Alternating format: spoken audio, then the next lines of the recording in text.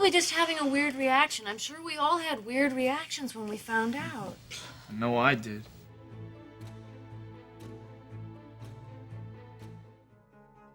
Lisa Robin Kelly as Laurie Forman, That 90s Show. Multiple tragedies loomed over the That 70s Show franchise when this sequel series arrived. Among them was the death of Lisa Robin Kelly, who played Eric's sister Laurie throughout the first few seasons. Well, I'm glad we're all eating dinner together as a family. Yeah, it's nice, especially since Laurie could make it from all the way across town. Kelly suddenly left the sitcom due to personal issues, including substance use. Christina Moore replaced her in season 6 until Laurie was written out altogether. Hey, little brother. Hey, hubby. Don't hubby me. I'm mad at you. Aw, but I brought you a souvenir. Kelly died in 2013, a decade before That 90s Show premiered. While we give the producers credit for not recasting the role again, Laurie is awkwardly only mentioned a couple of times. The last we hear of her is when Kitty reflects on Laurie's criminal tendencies. When I had a teenage daughter, I did a lot of yelling. But I wish I could take all those moments back. Kids don't steal trucks or in my daughter's case, rob a Kmart with her pastor for no apparent reason. It's supposed to be funny, but it just reminds us of Kelly's legal troubles. Joseph Kearns as George Wilson, Dennis the Menace. When we think of Dennis the Menace, two things come to mind: his trusty slingshot and his long-suffering neighbor, good old Mr. Wilson. Despite his best intentions, Dennis had a way of getting into trouble, with Mr. Wilson often enduring the consequences. Sheepers, what's the matter, Mr. Wilson? Oh, it's nothing. It's just a little crick in my back. Uh-oh. Their dynamic was at the core of the show, which suffered a curveball when Joseph Kearns died in 1962. Ironically, the last episode to air before Kearns' death centered on Mr. Wilson making a will, concerned his days are numbered. Your father is trying to say that the watch goes to you after I die, Dennis. Sheepers, aren't you feeling well, Mr. Wilson? Dennis, I feel wonderful. In fact, if I felt any better, I'd be worried. The final episode featuring Kearns aired toward the end of season 3. By the fourth and final season, George and Martha had moved away. John and Eloise Wilson served as replacements, but it wasn't the same without the old Mr. Wilson. Eloise, do you realize that food Dennis is spilling all over our carpet cost me $3.65? Yes, dear. Plus tax. Leslie Dwyer as Mr. William Partridge, Heidi High. When a cast member passes away, some shows choose to have their characters die as well. This British sitcom took that approach when actor Leslie Dwyer died. Kind of. It's a dummy! It's a tailor's dummy! It isn't Partridge at all! Dwyer, who played bitter children's performer Mr. Partridge, succumbed to respiratory failure in 1986.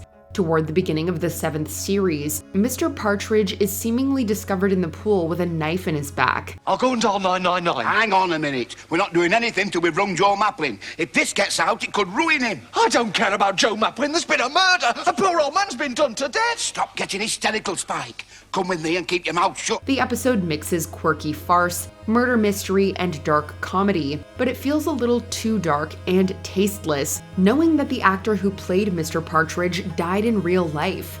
In the end, it's revealed that Mr. Partridge faked his murder and ran off with a woman. It would be a funny twist if Dwyer weren't actually dead. How could he have gone to so much trouble just to have revenge on us? I mean, what did we ever do to him? He was bitter, Spike. And a bitter man will go to any lengths. Pete Duel as Hannibal Hayes, Joshua Smith, alias Smith and Jones. This western centered on a couple of cousins on the run, trying to leave their criminal past behind. Pete Duel played one half of the reformed outlaws as Hannibal Hayes, who also goes by Joshua Smith. We're not going to deny that we're carrying Hayes. There's no use in doing that, because you heard everything we said back there. But what you didn't hear was that we haven't done any outlawing in almost a year. That's right. If we can just stay out of trouble and out of jail, the governor of the Wyoming Territory is going to cancel those warrants for our arrest. As the second season aired, Duel took his own life, having been dealing with depression, substance use, and legal issues. With Duel being integral, executive producer Joe Swirling Jr. felt the most logical and respectful decision would be to end the show. ABC didn't agree, reportedly telling Swirling that they'd sue if he didn't fulfill his contract. Woo-wee, that's a lot of money. Yep, and I think there's the salmon on the other one. Oh, I'll be darned if there ain't. Roger Davis, the show's narrator, thus filled in as the new Hannibal Hayes. It wasn't long after that Alias Smith & Jones was canceled, with many feeling the show died with Duel. Yeah, that's kind of funny, because I've been thinking the same thing. I guess it's being way up here all alone. Dan Blocker as Eric Hoss Cartwright, Bonanza. From one classic Western to another, the long-running Bonanza ended the same month as Alias Smith & Jones. A scheduling change and the declining popularity of Westerns contributed to this. Another reason was the death of Dan Blocker a year earlier. We ain't coming to Dennis Dwyer, and he wants us to get out from under this place. Joseph, that was before he knew about the fortune. Oh, fortune. Now, that's fairy tale talk. There's no fortune in this Wait job. till Dolly Ripple comes in and you ask him yourself. Playing gentle giant Hoss Cartwright, Blocker had been with the show from the beginning, appearing in 415 of its 431 episodes. After all this time, Hoss deserved a proper send-off. At the start of the final season, though, Hoss is just gone. For your information, I'm not even nervous. Oh, yeah? Then how come you're nailing your fingers to the roof? You keep your mind on your work and never mind the jokes, little brother. While not outright ignored, Hoss's death is such an elephant in the room. Co-star Michael Landon said, quote, "It might not please everybody. I'm sure that some people would rather have a whole hour memorial to Dan, but we just couldn't do that." Joe? I said we better get going. Yeah. Phil Hartman as Bill McNeil, NewsRadio. We're really sinking. Right. You got me. Bill, he's not joking. The ship is sinking. We're sinking. Yes. Huh.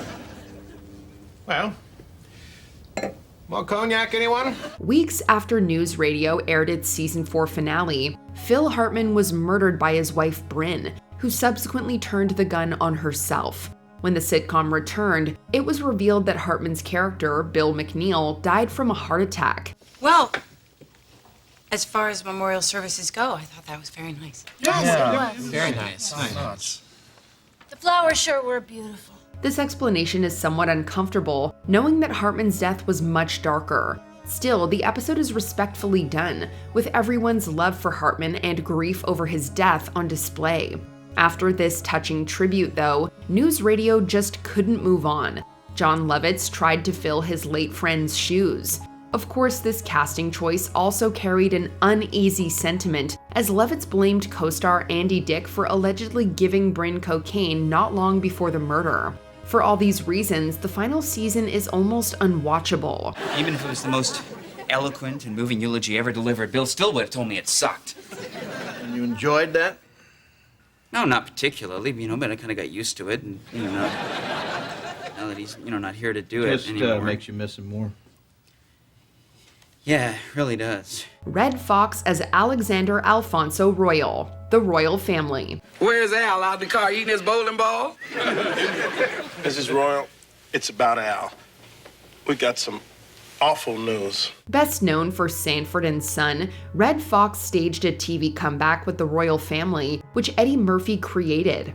The sitcom centered on Fox's Alexander Royal and his wife Victoria, played by Della Reese. After barely a month on the air, Foxx endured chest issues on set. At first, some thought Foxx was recycling one of Fred Sanford's classic bits. This heart attack was real, though, and Foxx didn't recover. The doctor comes out and says, Mrs. Foxx, we've done all that we can do, and your husband is gone. And standing this close were two of the producers. And they said, what are we going to do with this script? With the star gone, it didn't make sense for the show to continue. The producers tried anyway, bringing in Jackée Harry as Victoria's half-sister, who was later retconned as her daughter. The writers scrambled to figure out how the show could function without Foxx. Short answer, it couldn't, ending with 2 episodes unaired. Can't you just accept that I want to be here in a time of need? Oh, I accept it. I just want to know what it is you need. Nancy Marchand as Livia Soprano, The Sopranos. HBO was aware that Nancy Marchand was living with lung cancer when she landed the role of Tony Soprano's mother. Although Livia was supposed to die in season 1, Marchand reportedly convinced David Chase to keep her around. I just worry about you. And don't start with that nursing home business again. It's not a nursing home. How many times do I gotta say this? It's a retirement community. You're an active senior your own age. You go places, you do things. I've seen these women in these nursing homes, in these wheelchairs, babbling like idiots. They're eat your eggplant. Heading into season 3, Chase had big plans for Livia Soprano, who was going to testify against her son. Chase had to change course when Marchand's cancer took its toll. Svetlana's waiting for us over there. She's dead. I'm sorry, Dad. That your mom died. Although Livia dies from a stroke off screen, she was given a final scene with Tony using old sound clips and CGI. It's awkwardly apparent to the audience that this scene was devised after Marchand died. Not only is it distracting, but it adds little to Livia's character arc, making us question why it even exists. Now look here. I don't like that kind of talk. Now just stop it. It upsets me. Willie Garson as Stanford Blatch. And just like that, when Sex and the City returned with this sequel series, everyone mourned the loss of a beloved character. No, not Mr. Big. Obviously, we mean Stanford. What a chic place for a funeral. Trust me, it's the only chic place for a funeral. Thank God for these lesbians. Willie Garson was on board to reprise his role as one of Carrie's best friends. Garson even shot 3 episodes, but he died from pancreatic cancer during production. And just like that, Stanford left his husband, moved to Japan to manage a TikToker, and then somehow wound up as a Shinto monk who doesn't care about possessions anymore, all of which occurs off-screen. Good Photoshop. What's the bit? No. There's no bit. He had a big, ugly fight with his TikTok client. She fired him and ran off to Berlin. He wandered around Kyoto for days crying. Eventually found his way into a temple where, I guess, he stopped crying. We get that there wasn't an easy way to explain Stanford's sudden absence, and they weren't going to have another funeral right after Biggs. Still, this has the carelessness of I'm sorry, I can't, don't hate me. By the time you read this, I'll be in Tokyo. I mean, who is he, the lost Bronte sister? He said he couldn't bring himself to tell you he was leaving face to face after Big died. Right, and a note is so much more compassionate. Freddie Prinze as Francisco Chico Rodriguez, Chico and the Man. If you're looking for a job, forget it. I told you I don't want a job. Good. I want to be part of something. I want to belong. I want my place in the sun. Go to the beach. It's never easy for a show to proceed after a cast member dies, especially when it's a lead. The world was shocked and devastated when Freddie Prinze took his life at the height of his comedy career, which seemed like it was just getting started. Prinze reached another level of popularity as one half of Chico and the Man. Oh, I wish I could talk to you in Spanish. Why? What do you want to say? Get out of my garage. Well, do you want to say that in a friendly form or for strangers? Although many felt the show should have ended after Prince's death, the final episodes of season 3 moved forward without Chico. At the beginning of season 4, Ed takes a kid named Raul under his wing, nicknaming him Chico. It's later revealed that the real Chico died. Despite Ed's comment that you're all Chicos, there was truly only one, and the show didn't last without him. Man, I won't need an extra half hour for lunch today, tomorrow, any other day. I'm leaving the garage and I'm leaving you. Which show do you think mishandled the death of an actor? Let us know in the comments. They never did treat him with the respect that he should have had.